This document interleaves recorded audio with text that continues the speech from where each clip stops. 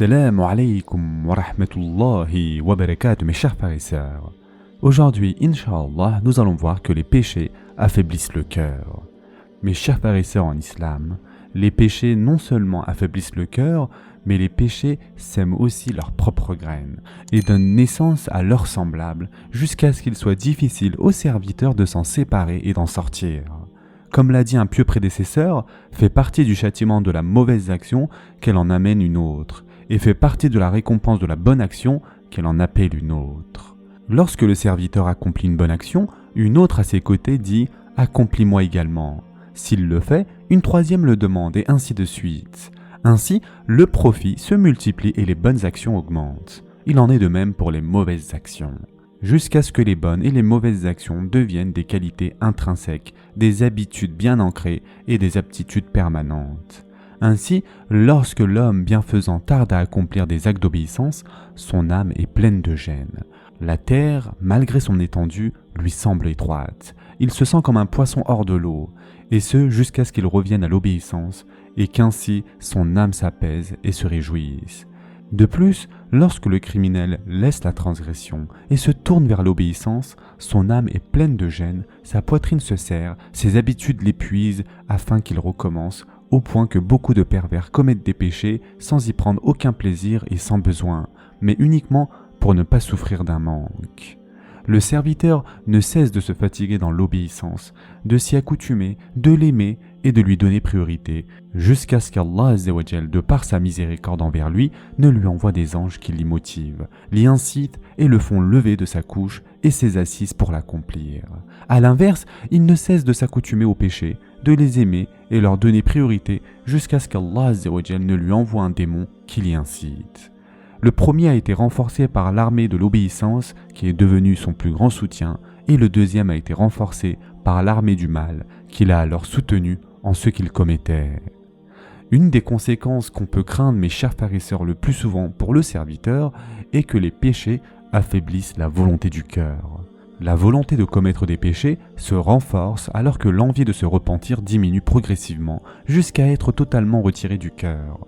Même si une moitié de lui devait mourir, il ne reviendrait pas vers Allah Azzawajal. Certes, il demandera pardon avec sa langue et se repentira, mais son repentir est celui des menteurs.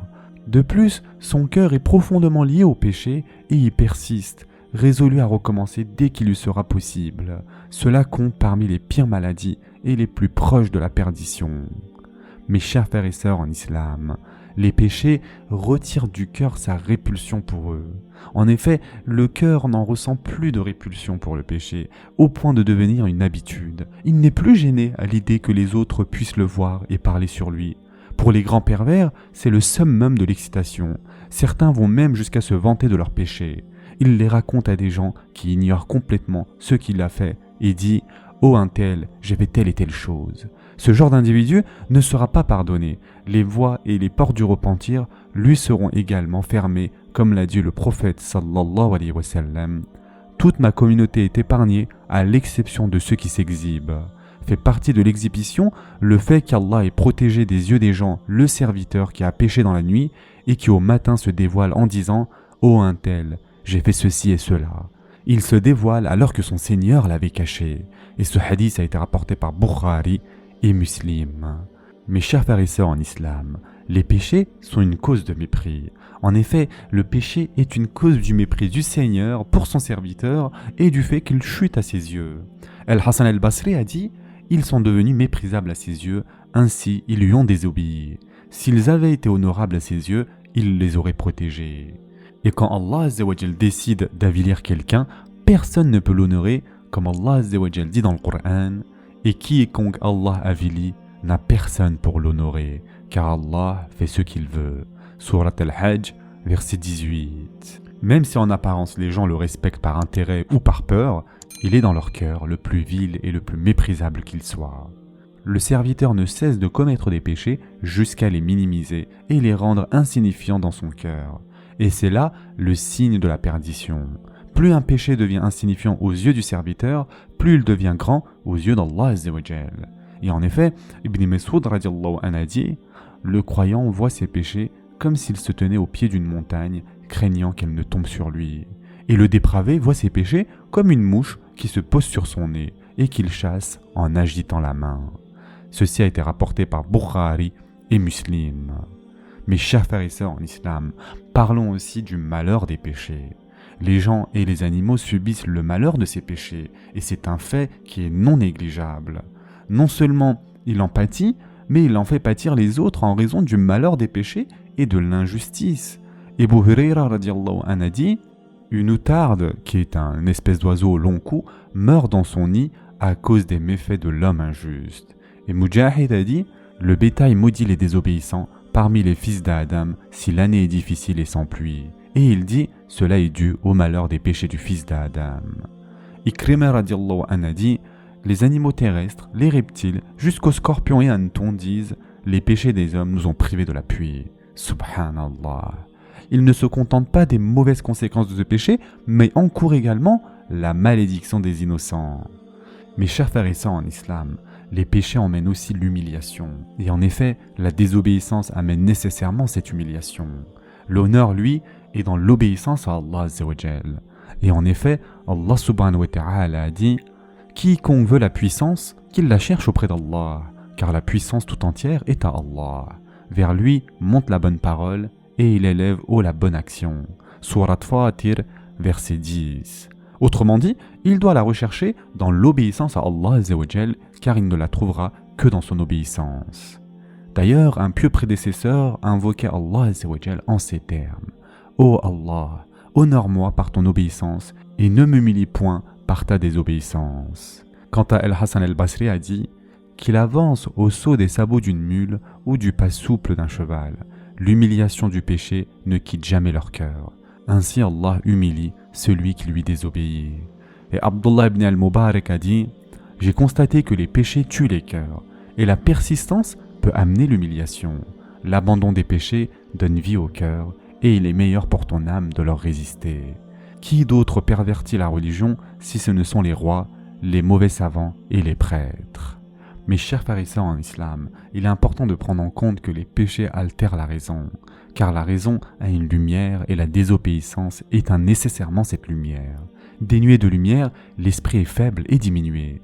Un pieux prédécesseur a dit « Nul ne désobéit à Allah sans perdre la raison. » Cela est clair. S'il avait encore sa raison, elle l'aurait dissuadé de commettre ce péché alors qu'il est entre les mains du Seigneur, sous sa domination, qu'il connaît ses moindres faits et gestes, chez lui et sur son propre tapis, et les anges sont témoins de cela et l'observent. L'exhortation du Coran l'en empêche, l'exhortation de la foi l'en empêche, l'exhortation de la mort l'en empêche, l'exhortation de l'enfer l'en empêche.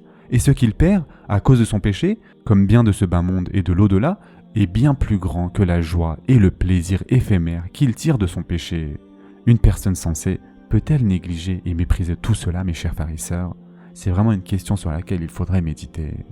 Mes chers frères et sœurs en islam, les péchés scellent aussi le cœur. Lorsque les péchés se multiplient, le cœur du pécheur est scellé, et il est parmi les insouciants, comme l'a dit un pieux prédécesseur à propos de la parole d'Allah Azza wa Jal. Pas du tout, mais ce qu'ils ont accompli couvre leur cœur. Surat al-Muttaffifin, verset 14. Il s'agit ici du péché commis à la suite d'un péché.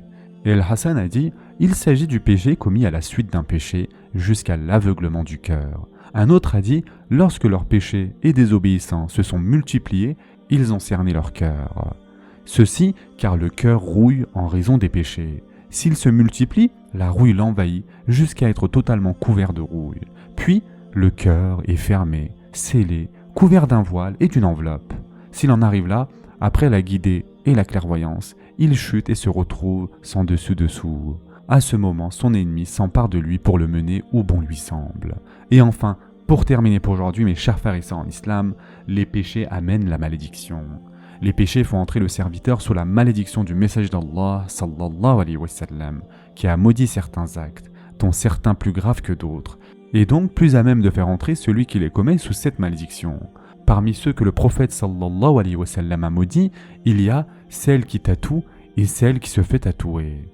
Il y a celle qui fait des ajouts de cheveux et celle qui en porte. Celle qui épile les sourcils et celle qui se les fait épiler. Celle qui taille les dents et celle qui le lui demande. Celui qui mange de l'usure, celui qui lui donne à manger. Celui qui écrit le contrat et celui qui en témoigne, celui qui épouse une femme pour la rendre à nouveau licite à son premier mari et celui qui lui demande d'agir ainsi. Il y a aussi le voleur, celui qui boit de l'alcool, le sert, le presse et le fait presser, le vend, l'achète, consomme son usufruit, le transporte et celui vers qui il est porté, celui qui déplace les limites des terres, celui qui maudit ses parents, celui qui prend pour cible par jeu ceux qui est doté d'une âme, les hommes efféminés, celui qui sacrifie pour autre qu'Allah Azzawajal, celui qui innove ou accorde refuge à un innovateur, ceux qui font des représentations, celui qui agit à la manière du peuple de Lut alayhi salam, celui qui insulte ses parents, celui qui détourne un aveugle du chemin, celui qui marque une bête sur sa face, celui qui fait du mal à un musulman ou ruse contre lui, celui qui insulte les compagnons, celui qui cache ce qu'Allah Azzawajal a révélé de preuves et de guidées, celui qui calomnie les croyants chastes et innocentes, celui qui considère la voix du mécréant meilleure que la voix du croyant musulman. Le messager d'Allah, sallallahu alayhi wa sallam, a maudit l'homme qui s'habille comme une femme et la femme qui s'habille comme un homme, le corrupteur, le corrompu et l'intermédiaire en cela, et il a maudit pour d'autres choses encore. S'il n'y avait d'autre argument contre celui qui commet ces actes que son agrément à compter parmi ceux dans lesquels s'abat la malédiction d'Allah Azzawajal, de son messager sallallahu alayhi wa sallam et de ses anges, cela suffirait pour l'appeler à cesser. Ce sera tout pour aujourd'hui. En attendant, prenez soin de vous mes chers frères et sœurs et à très prochainement, Inch'Allah.